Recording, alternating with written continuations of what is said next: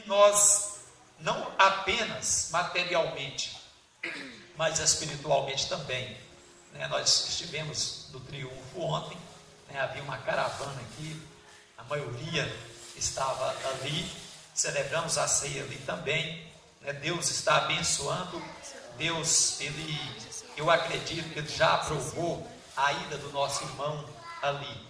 Na quarta-feira, né, nós teremos que ir lá em Aparecida, porque tem um pastor lá nos aguardando, né, para que a gente abra também um trabalho ali, né? O pastor, presidente da convenção, me recomendou, e nós estaremos ali para abrir mais um trabalho em nome de Jesus.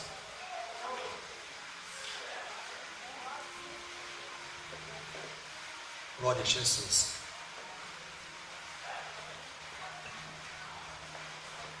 Eu vos convido a se colocar de pé.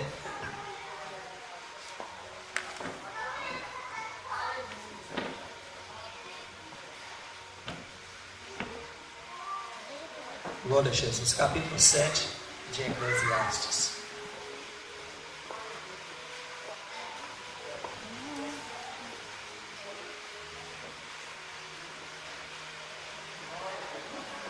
Capítulo 7 de Eclesiastes.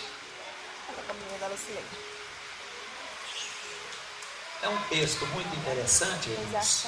São meditações do sábio, do rei Salomão, a respeito da vida, né? O que é a vida, e a gente possa tirar lição para esse momento.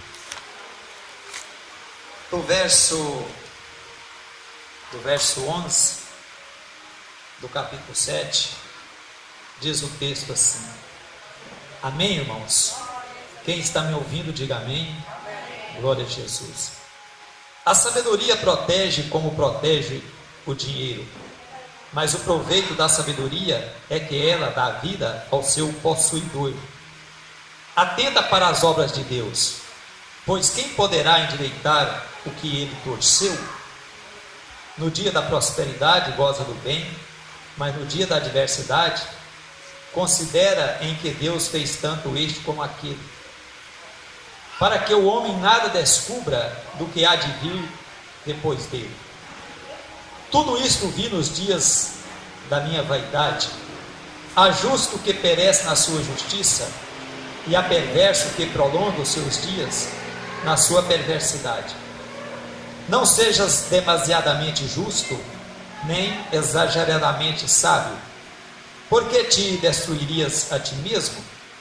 Não sejas demasiadamente perverso, nem sejas louco, porque morrerias fora do seu tempo. Bom é que retenha isto e também daquilo que não retires a mão, pois quem teme a Deus, de tudo isto sai ileso. A sabedoria fortalece ao sábio mais do que 10 poderosos que haja na cidade. Não há um injusto sobre a terra que faça o bem e que não peque. Não apliques o coração a todas as palavras que se dizem, para que não venhas a ouvir o teu servo ou amaldiçoar-te. Pois tu sabes que muitas vezes tu mesmo tem amaldiçoado a outros. Amém. Podeis tomar assento. Glória a Deus. Aleluia.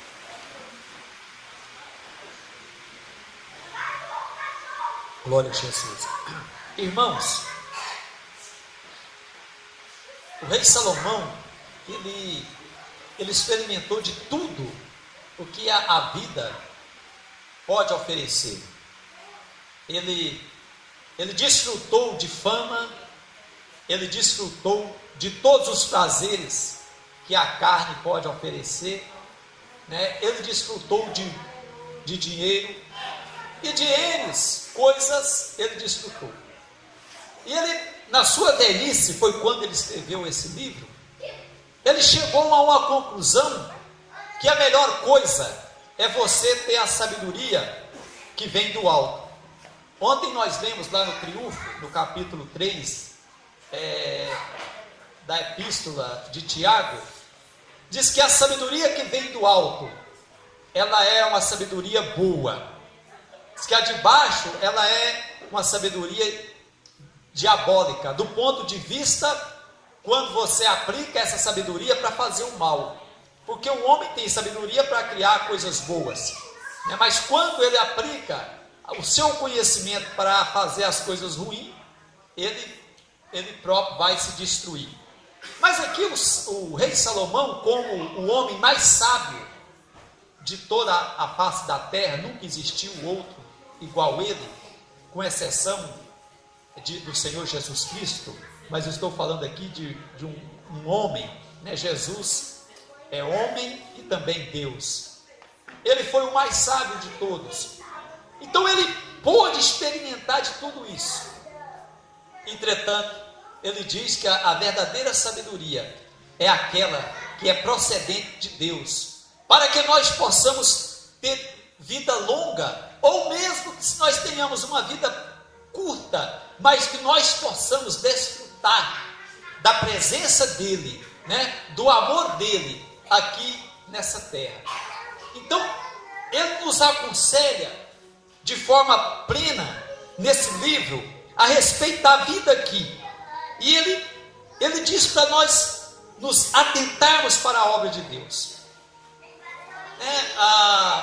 A vida passa e nós nunca somos capazes, né, de olhar para a obra de Deus, para observar a obra de Deus, para adorar a Deus através das obras.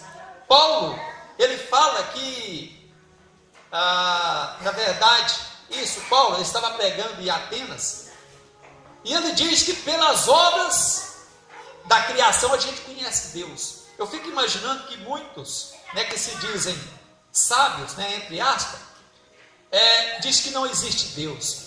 Mas é interessante a respeito da sabedoria, porque lá no capítulo 1, quando o próprio Paulo escreve a carta, ou a igreja de Corinto, ele fala que a sabedoria do homem é loucura para Deus.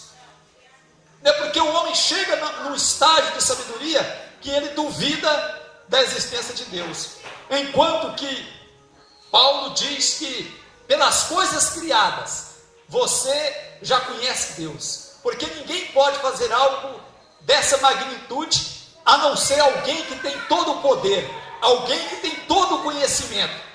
Somente alguém que pode construir o universo como ele foi construído. Existe alguém no universo, e esse alguém, ele chama-se Deus Todo-Poderoso, aleluia, e que nos ama e nos resgata para o seu seio, para o seu colo. É esse Deus que nós servimos. Então, é a pura ignorância alguém ver tudo isso e fala: olha, isso aconteceu de uma forma, digamos, natural. A natureza foi um acaso. Não, irmãos. Mas Salomão, ele tinha sabedoria, então ele diz: atenta para a obra de Deus, pois quem poderá?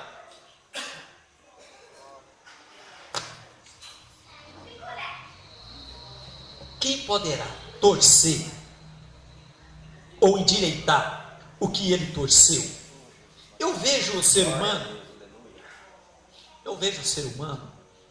ele tentando contra as obras de Deus. Nesse dia eu estava observando a ciência criando um sistema para que a Terra seja protegida por meteoros, que até porque a Terra nunca esteve tão cercada de meteoros e meteoritos como nesses últimos tempos, né? Os próprios cientistas estão pasmados de verem, né, o quanto que nós estamos, digamos, correndo certo perigo, porque isso aconteceu no passado, segundo a ciência, que, né, foi a destruição dos dinossauros, foi um meteoro que caiu ali no Golfo do México. E agora a Terra está sendo, né, sempre tem um meteoro nos avizinhando, está perto da gente. Isso eu estou dizendo perto, quando eu estou medindo a nível científico espacial. Mas, então, eles estão tentando, olha, como que a gente pode defender a Terra de um meteoro? Porque se cair um meteoro, matar milhões, né, ou bilhões, ou até mesmo exterminar toda a raça humana. Mas aquilo que Deus, Ele fez, o homem, né, às vezes ele pode até interferir em algumas coisas, mas algumas coisas, ou muitas coisas, não pode mais endireitar.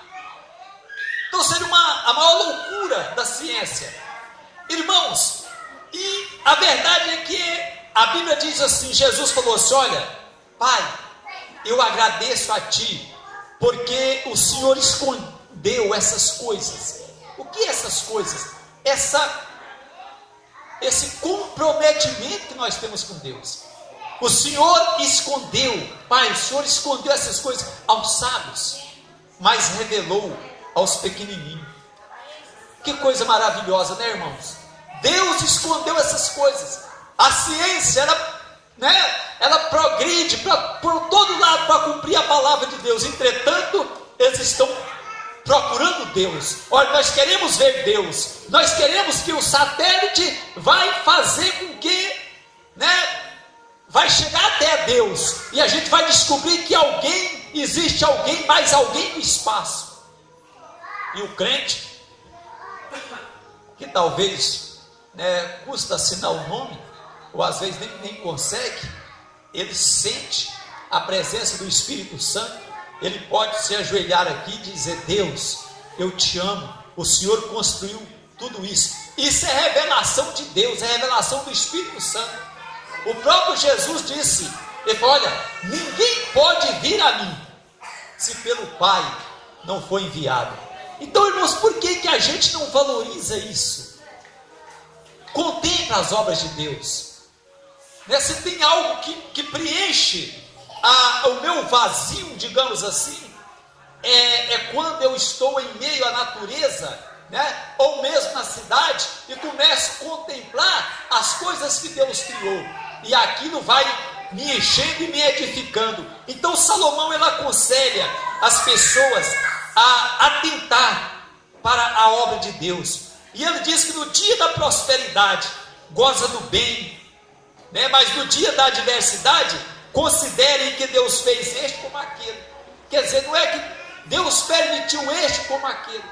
No dia da prosperidade é mais ou menos aquilo que José ensinou para Faraó em relação ao sonho que ele teve: 7 anos de muita abundância e 7 anos de pobreza. E José falou: olha, Faraó, nesses 7 anos de abundância, você compra esse mantimento, você produz bastante, faz estaleiros, celeiros, e vamos ajuntar para os dias maus. Então, irmãos, são conselhos de sabedoria que nós precisamos ter. Nós precisamos de buscar a sabedoria. A Bíblia diz que nós temos que buscar a sabedoria. O próprio Salomão disse: como o ouro, como a prata, nós temos que buscar. Então, nós temos que viver como pessoas temente a Deus. Eu fico observando a falta de sabedoria que tem no nosso meio, nós como povo de Deus, Até hoje eu estava falando com a Neide, logo bem cedinho, alguém, com um carro de som tão alto, e fazendo uma publicidade de um bazar que ia ter não sei aonde, numa referida igreja, e aquela barulheira, e aquela pessoa, em vez de deixar só aquilo que a música, o fundo musical, de alguém que sabe cantar, eu ainda queria cantar também. Irmão, sinceramente, que Deus me perdoe, mas eu fico com vergonha do negócio desse. Crente, aquela barulheira, acordando as crianças, e se pelo menos deixasse a pessoa cantar, era melhor, mas a pessoa estava cantando, nem não ficou legal, não ficou bom. Eu não sei, irmãos, eu não sei, nós somos muito incutidos, com pentecostalismo, mas a gente tem que ter sabedoria para a gente andar de forma que não escandalize as pessoas. Então, Deus, Ele permite a prosperidade, mas também Ele permite a adversidade. Então, para Faraó, Ele permitiu a prosperidade e depois a adversidade. O salmista diz que na adversidade Deus nos guarda no pavilhão, no esconderijo dele. Então Ele permite a prosperidade, e na prosperidade nós temos que gozar o bem, mas na adversidade nós temos que considerar, né, que Ele é que nos guarda. Então Ele diz que Deus faz isso para que o homem nada descubra o que vai vir depois dele. Então quem é que sabe o dia da manhã? Então o homem tem muita sabedoria, mas qual o homem que sabe o que vai acontecer amanhã? Né? Quem pode ser o maior cientista? Será que ele sabe que amanhã ele vai estar vivo? Será que ele tem certeza absoluta? Nós devemos temer a Deus, respeitar a Deus, ter sabedoria, porque o dia da manhã só pertence a Ele. Ele deixou para Ele, não dá esse conhecimento para o homem. Outro dia eu via eles fazendo essa questão do tempo aí, se vai chover, se não vai chover, né? E aí o jornalista falou: olha, a previsão, a natureza enganou a previsão, porque falou que ia ter sol e deu muita chuva. Então, irmãos, a verdade é essa, é que o homem não sabe o que vai acontecer amanhã. Ele até consegue mesmo, porque tem satélite no espaço, então ele sabe para onde que as nuvens, né, estão indo, está carregado, ele faz alguma coisa, mas ele não consegue, certo? Ele não consegue livrar da morte, ele não consegue saber o que vai acontecer amanhã. Então morre pequeno, morre grande, morre pobre, morre rico. Então essas coisas Deus escondeu para ele. A Bíblia diz que as coisas reveladas é para nós, mas as ocultas é para o Senhor nosso Deus. Então, o sábio Salomão fala a respeito disso. Mas uma coisa interessante que ele fala assim: não sejais demasiadamente perverso, nem sejas louco, porque morrerias fora do seu tempo. Demasiado, né? As pessoas não têm equilíbrio. Ou ele é extremista, ou ele é crente demais, ou ele é crente de menos. Ele não consegue um equilíbrio, né? Sempre existiu isso. Tem época que ele é crente. Vou te contar uma coisa, né? Ele vive exortando as pessoas, né? Quando daqui um mês ele está desviado. Irmãos, equilíbrio, nós temos que ter equilíbrio, saber o momento, né, que nós devemos falar das coisas de Deus, porque tem hora que tem que ficar calado. Então, mas ele disse que por falta de sabedoria, ou ele ser demasiadamente, viu? Primeiro fala que nós não devemos ser demasiadamente justos. Esse demasiadamente justo, irmãos, porque lá no contexto nós vemos que ele falou que não há um homem que não peque. Então não há um homem justo a não ser Cristo, né? No capítulo 5 de Romanos: justificado, pois mediante a fé temos paz com Deus por intermédio do nosso Senhor Jesus Cristo. Então em Jesus nós somos justos, mas do ponto de vista humano todos somos pecadores. Mas você já observou que sempre tem alguém que se imagina que é melhor do que você, que é melhor do que eu, que é mais crente do que eu? Ele não tem a capacidade de humildade, né, de ser humilde e saber que todos nós somos pecadores.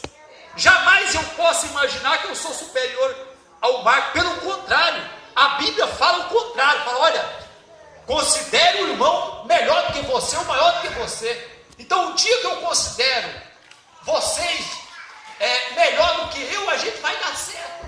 Mas quando alguém se considera superior,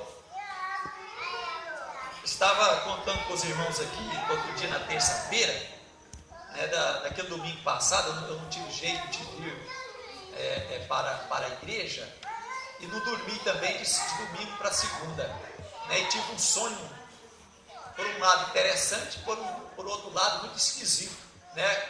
Em relação a esta obra aqui.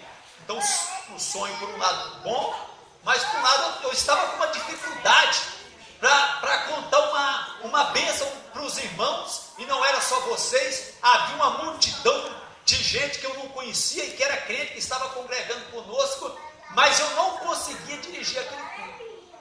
Eu acordei e não consegui dirigir o culto. Uma coisa incrível. Mas por outro lado, né, eu sei que Deus estava agindo, e aquilo que estava contra nós, alguém dizia, Deus dizia: olha, você ganhou a causa, essa causa é sua. Essa causa é sua. Mas por outro lado, eu não conseguia controlar as pessoas, né? Não conseguia dirigir aquele culto. Aí eu estava orando: Deus, mas o que é isso? Olha, irmãos, inclusive eu falei aqui sobre a igreja de Filadélfia, né? E a igreja de Laodiceia. A igreja de Laodiceia era aquela igreja que o pastor não conseguia controlar ela. Era uma igreja muito rica. Enquanto que a igreja de Filadélfia, né, era uma igreja pobre, mas o povo era crente. E aí a gente observa hoje que dentro da casa do Senhor não há sabedoria para a gente ter um comportamento, né? Isso eu estou dizendo, irmãos, de todos os crentes, não é da nossa igreja, é de toda a igreja, né? Que não há aquele comportamento de sabedoria para adorar aquele que fez todas as coisas, para a gente meditar, para a gente ver as obras que ele faz. E naquele momento eu gritava a Deus e dizia que eu não queria mais ser pastor, porque eu não dava conta de controlar as pessoas, e era muita gente, e eu não conseguia dirigir o culto, e eu queria que Deus me matasse, né?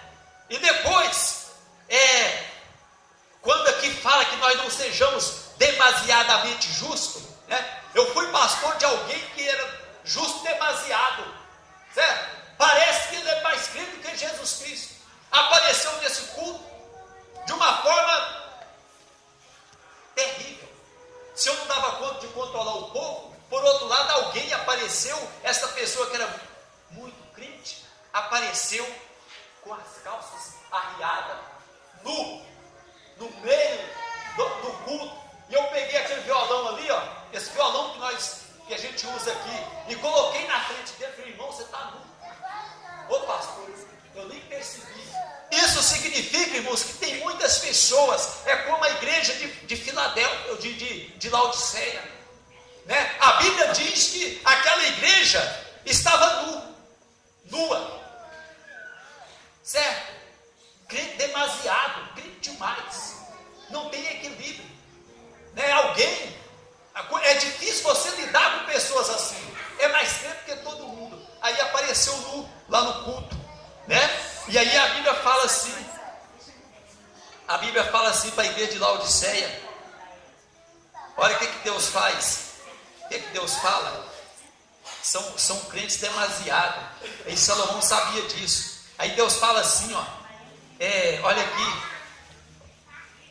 aconselho-te que de mim compres ouro refinado pelo fogo, para te enriqueceres, vestiduras brancas para te vestires, a fim de que não seja manifesta a vergonha da tua nudez, e colírio para que unges os olhos, a fim de que vejas. Então nós precisamos de ver a obra de Deus, nós precisamos de ter um comportamento de alguém que é dependente de Deus. Sabedoria. Aí, né, naquele episódio, daquele sonho horrível, eu sei que eu acordei, não consegui dirigir o culto, mas, né, eu estou falando para os irmãos, tentando nos colocar diante de Deus com sabedoria, com santidade, né, considerando os irmãos, né, considerando a obra de Deus, a obra que Deus está fazendo. Olha, irmãos, quanto mais a gente vai crescer, mais necessidade a gente vai ter, né, de pessoas para a obra de Deus. Então eu imagino assim, que hoje Deus nos deu uma responsabilidade tão grande, e quantos precisarem, e se nós tivermos condição de enviar, a gente vai enviar. Nós precisamos ser harmônicos, nós precisamos de ser acordado, ou melhor, nós precisamos de concordar. A Bíblia diz que se a gente concordar, se 2 ou 3 ou mais concordar sobre alguma coisa aqui, será concordado no céu, não é assim que a Bíblia fala? Mas quando nós não concordamos, irmãos, que há discórdia, inclusive Paulo fala para a igreja de Corinto: eu ouço que entre vós há contenda, há discórdia. Saiba de uma coisa, irmãos, saiba de uma coisa, não existe, não pode existir organização sem ter alguém, um líder que Deus escolhe para organizar. Deus ou homem, quando se fala de coisas materiais, em todo serviço tem que ter um diretor, tem que ter um presidente, não é assim? E a igreja também é assim. Olha, mas quando temos que fazer algo e começa uma discórdia, irmão, nós estamos dando, escute bem, isso aqui é forte. Quando há discórdia entre nós damos legalidade para o diabo trabalhar contra esta obra, contra a vida do pastor, da família do pastor, contra a sua vida. Nós não podemos dar legalidade para o diabo, certo? Não podemos. Então nós temos que ser sábios, falar menos. Olha, eu acredito, irmãos, que na medida que as coisas vão acontecendo, porque isso aqui chama-se milagre, Deus tem abençoado vocês, Deus tem abençoado. Então nós temos que ser ponderados, falar assim: Jesus, o Senhor tem abençoado tanto, e Deus vai abençoar mais.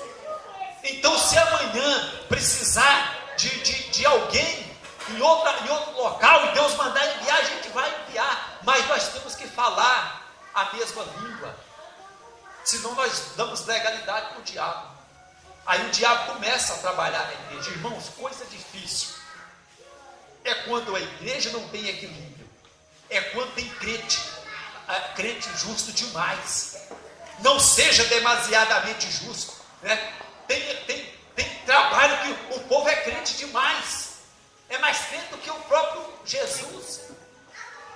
E aí, irmãos, dá problema, depois aparece no meio do culto, viu? Porque é crente demais. Então, por que você vai morrer fora do tempo? Por quê? As pessoas não vigiam, as pessoas não andam com sabedoria, e depois morrem fora do tempo. Alguém fala assim, alguém diz que não é porque era o dia dele mesmo, quando alguém morre, era o dia dele mesmo. Era não. Tem muita gente morrendo fora do tempo. Vocês sabiam que no Brasil, dos mais de 50 mil assassinatos que tem por ano, a grande maioria são jovens de 17, 18 até os 30 anos? Sabia?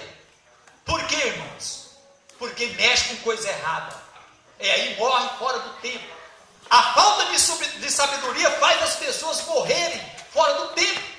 Então por que a gente não aproveita a vida? Nós que já conhecemos a Deus, temos a oportunidade e vamos ter vida sábia, né? E viver é bom, irmão, mas viver com a amizade, viver com a sabedoria, servindo a Deus. Não sejais demasiadamente justo.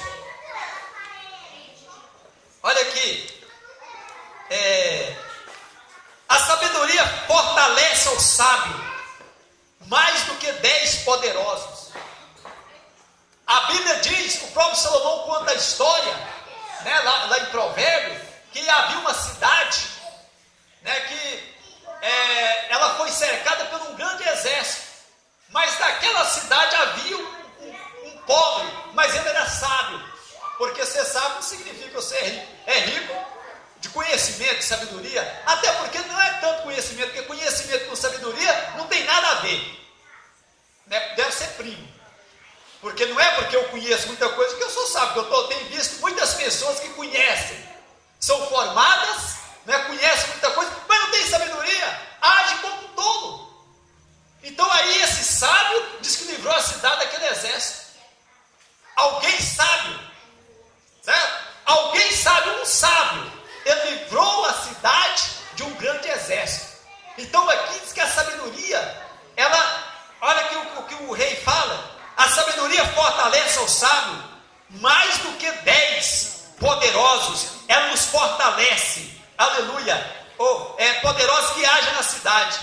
Aí ele fala, olha, não há um homem justo sequer, não há, certo? Nós só temos a justiça quando nós estamos em Cristo Jesus. Então ninguém pode bater no peito e dizer, olha, eu sou o melhor, e etc, eu faço acontecer. Nada disso, irmãos. Se nós buscar a sabedoria, amar os irmãos, deixar Deus trabalhar, não dar legalidade para Satanás, porque, irmãos, olha, é algo que Deus prometeu de fazer e Ele vai fazer. Na verdade, Ele está fazendo, mas é necessário o povo dele ter sabedoria, andar de cabeça erguida, mas andar unido, certo? Orando por esta obra, irmão, sabendo que Ele é capaz de fazer muito mais daquilo que nós imaginamos. Mas quando há falta de sabedoria, aí a gente dá legalidade para o diabo trabalhar. E eu digo para os irmãos, para terminar, olha, irmãos, vocês, eu oro por vocês, todo dia, mas eu sou carente das vossas orações. Satanás, ele tem tentado contra nós, certo? Porque ele conhece o que Deus falou que ia fazer, e Deus está fazendo. E ele tenta contra a nossa vida, contra a nossa família. Então é necessário nós sermos cobertos de oração e não de discórdia. Quando o pastor tomar uma decisão, ore por ele, porque se ele tomar essa decisão errada, ele vai pagar por isso. Mas não fale mal dele, ore por ele. Então o diabo, ele tenta contra o pastor porque dá legalidade. E aí a gente corre um grande risco e cai em sofrimento. Então vamos evitar esse sofrimento. A gente pode ir muito mais além daquilo que nós imaginamos. Isso aqui é feito com muito sacrifício, é com lágrimas, é com sangue, é com desespero, mas Deus vai provando e vai fortalecendo e vai fazendo. Irmãos, pensa numa coisa, quando eu começo a ficar exasperado, eu oro e falo, Deus, mas o Senhor falou isso, o Senhor mostrou isso. Deus, nós estamos em 156 países. Deus, tem gente nos ouvindo, nos vendo em muitos lugares. É a simplicidade que faz isso, irmãos. Às vezes eu vejo as pessoas, talvez a idade vai amadurecer, talvez não, isso é com certeza, e eu vejo muitas pessoas com muita gritaria, mas não tem nem um pouquinho de sabedoria. Grito tem demais, eu imagino, irmãos, que eu já não consigo mais, certo? Porque eu já sofri tanto com pessoas que não têm sabedoria, e que pegam o microfone da igreja, certo? E grita, e dá aqueles gritos que eu ia dormir, ficava assim, no meu ouvido, até que Deus tirou do nosso meio, graças a Deus por isso. Aí eu fico pensando, será que realmente isso é pentecostalismo? Será que é mesmo? Então nós temos que planejar, nós temos que imaginar como que se faz a obra de Deus. Às vezes grita, ninguém entende nada. Mas quando nós temos uma palavra de sabedoria, a palavra ela vai entrando no nosso coração. Então fica aqui o conselho do sábio Salomão. A sabedoria, ela vale mais do que 10 poderosos para te ajudar na sua vida, para você viver muito tempo sobre a face da terra, para você não dar legalidade ao diabo contra a sua família, contra a igreja, Então que nós venhamos a nos vigiar. Então, irmãos, Fica aqui para vocês, atenta para a obra de Deus, pois quem poderá endireitar o que ele torceu? Ninguém pode, foi Deus que determinou. Que Deus venha nos ajudar, que Deus venha fazer com que nós tenhamos um comportamento de alguém sábio. Amém, irmãos? Glória a Jesus. Olha, irmãos, esteja orando, mas não é aquela oração rotineira, uma oração especial, todo dia. Deus, olha, sustenta esta obra. Então eu estou dizendo para os irmãos, fechando aqui, fechando lá na frente, a gente pode às vezes dar uma respirada, né? Porque a obra, ela chega a um ponto que não pode parar. Eu tenho que fazer aquela frente ali, né? E aí a gente dá aquela respirada, e aí vamos sacudir aquilo que está precisando, né? Depois daqui, quem sabe 2 ou 3 meses, a gente dá outro embalo. Mas eu acredito em Deus que milagre pode acontecer ainda mais. Então muitos recursos que não tem mais, mas estamos fazendo, né? E fala, pastor, mas e deve sim, mas devemos, né, para pessoas que trabalham conosco, né, para pessoas que também é desta obra aqui e que ajudam a obra. Então, irmãos, mas é com muito sacrifício, mas vamos ficar unidos, né? Vamos considerar uns aos outros, ter sabedoria e não dar legalidade para Satanás. Eu quero receber a irmã Aline aqui, né, como membro aqui.